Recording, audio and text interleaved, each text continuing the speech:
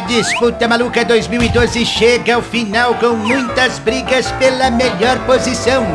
Entre os retardatários, Leão Móvel precisa vencer o Carnáutico e ainda torcer por quebra ou derrota de Bahia de Aço ou do Bacalhau Móvel. Pisa fundo que você consegue, esporte. Vamos com... Quebrou. Leão Móvel, Barco Móvel, Dragon Car e Figueira Móvel correrão na segunda em 2013. É isso se o mundo não acabar. Não, eu quero jogar a Copa. Algumas escuderias decepcionaram na disputa 2012. É o caso do Vasco Dinamite e também do carro à prova de malas. Que nada, peixinho, nosso negócio é o mundial, hein? Bota Tronco, Baleão Móvel. Nada de vaga na Libertadores. Dessa vez o peixe, nada. Cruzeiro a vapor, Carrão Vermelho, que teve até choro.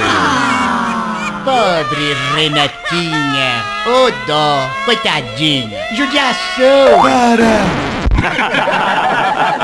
Lá em cima na tabela tivemos disputas empolgantes. Turbolor na quarta colocação conseguiu a vaga na pré-Libertadores.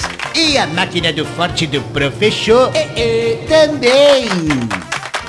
Já o Galo Ai, depois de muitos anos, vai disputar a Libertadores.